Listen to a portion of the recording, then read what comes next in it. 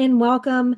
Today we are talking all about the Harlem Renaissance. So let's take a peek at our learning intentions and our success criteria.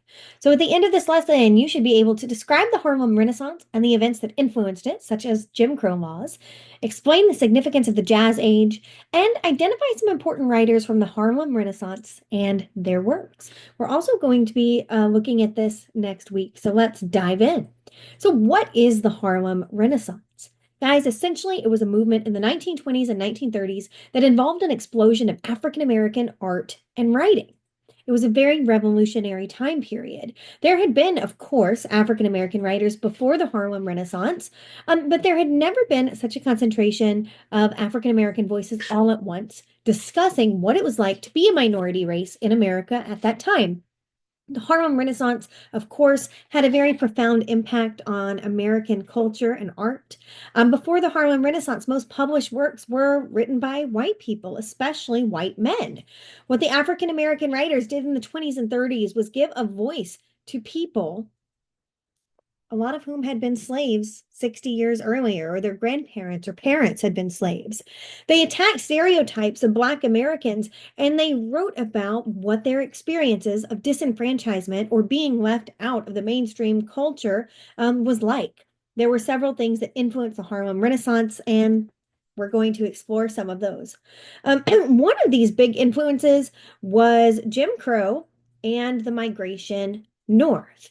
So, around the turn of the 20th century, a lot of African Americans lived in the southern United States. Before the Civil War in the 1860s, of course, African Americans had been kept in slavery in the South.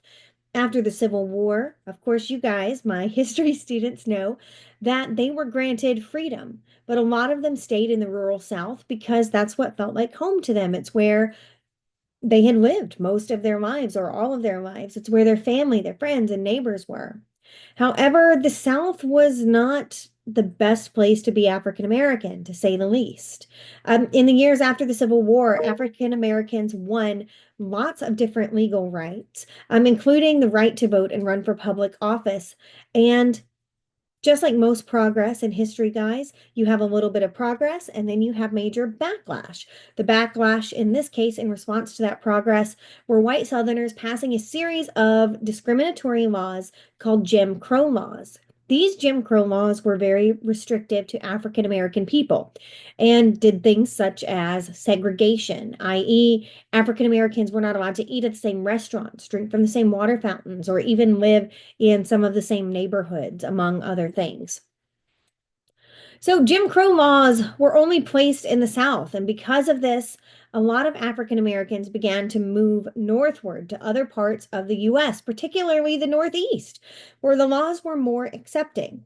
The large number of African Americans who moved to the North in the early 20th century turned into a mass migration or a movement by a large number of people all at once.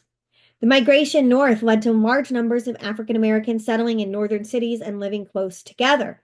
The largest and most famous African American neighborhood in the United States is the one we're talking about today, Harlem, in northern Manhattan.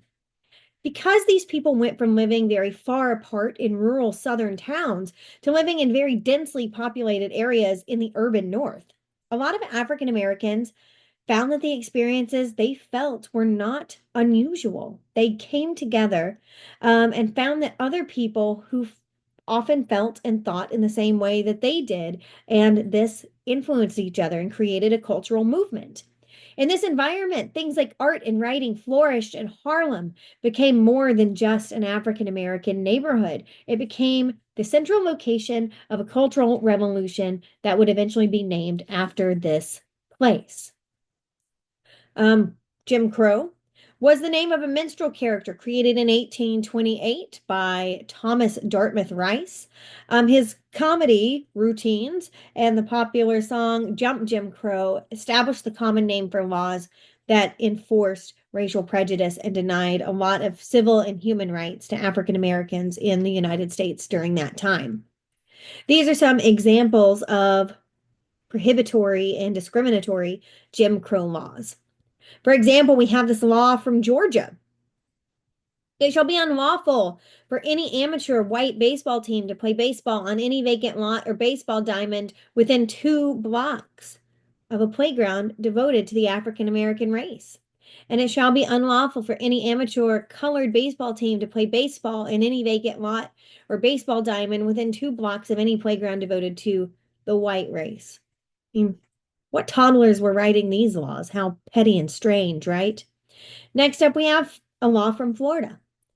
All marriages between a white person and an African American or between a white person and a person of African descent to the fourth generation inclusive are hereby forever prohibited. Could you guys imagine being told who you're allowed to love and who you're not allowed to love? Thank goodness we know better now. Next up, we've got another one from Georgia. The officer in charge shall not bury or allow to be buried any colored persons upon grounds set apart or used for the burial of white persons. They couldn't even be buried in the same cemeteries. And we've got another one for Texas. The County Board of Education shall provide schools of 2 kinds, those for white children and those for colored children. It's very humbling and very sad to look back at these discriminatory laws. So now we're moving on to something a little bit happier. We're going to talk about the jazz age. Do any of you guys appreciate jazz music or listen to jazz? I know I do, and I particularly love jazz from this time period. After this lesson, while you guys work, we can absolutely play some music from that time. Besides the migration north, the Harlem Renaissance was hugely influenced by a musical movement that became known as the Jazz Age. So in the early 20th century, African American musicians combined African and European music forms to create a new type of sound. This was America's first music genre that was distinctly and fully American. It became known as jazz. Jazz had a different feel to it than anything people had ever heard before. Before jazz, music had a very definitive structure in rhythm and melody, and jazz fought against these traditional structures and created something wholly new. They focused on improvisation or extemporaneous, unplanned bouts of music that created a very unstructured emotional sound.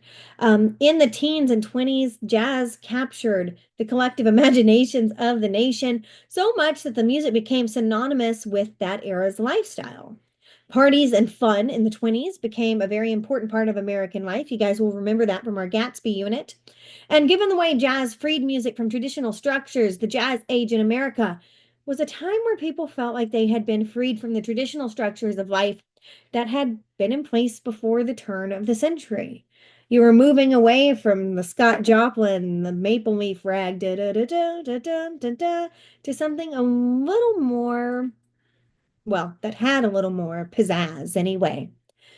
As a musical sound, jazz changed the rhythm and sound of poetry in the Harlem Renaissance. But more than that, the ability of jazz freed people from limitations, and it allowed a lot of African Americans to search for a new way to express what they were feeling in the plight of their people. The freedom to express what it was like to be an African American at that time was at the heart of the Harlem Renaissance. I'm going to play this video. We'll pause this video and move on to this one. Hope you enjoyed that clip. Now we're going to be looking at some famous Harlem Renaissance writers. A lot of influential African American voices came out of the Harlem Renaissance, many of whom we are going to be discussing in your course. W.E.B. Du Bois helped found the National Association for the Advancement of Colored People. You guys know it today probably as the NAACP. He wrote essays and books that helped continue the spark of the Harlem Renaissance, and he also served as the editor of the NAACP's magazine, The Crisis. Elaine Locke wrote what some people believe to be one of the most influential works of this time period. And in it, he collected essays and stories by a variety of African American writers. Female writer Zora Neale Hurston wrote novels, plays, and poetry. Her most famous work is Their Eyes Were Watching God, and it's a book that studies gender and race issues through the eyes of a mixed race woman living in the American South. County Cullen and Langston Hughes were some of the most celebrated Harlem Renaissance poets. We're going to look at Langston Hughes a little more closely next week, so keep that name on your radar.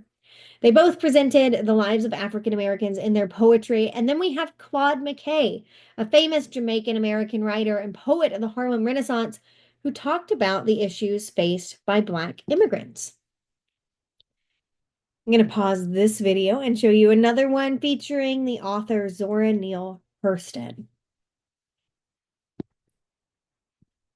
Right.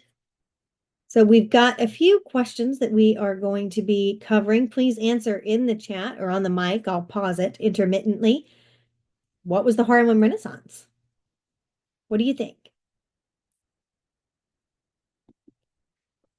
Zora Neale Hurston is famous for writing what?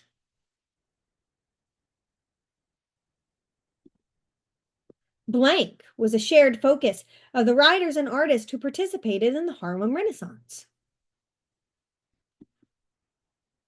Number 4, which of the following did not contribute to the rise of the Harlem Renaissance?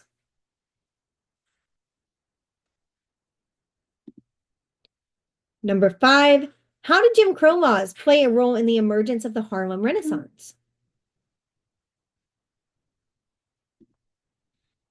And that's all I've got for you in this slideshow. This is the end of the video. We're going to return to the lesson and talk about our learning intention, success criteria, and what we're going to do for the rest of the class period. Thanks for watching.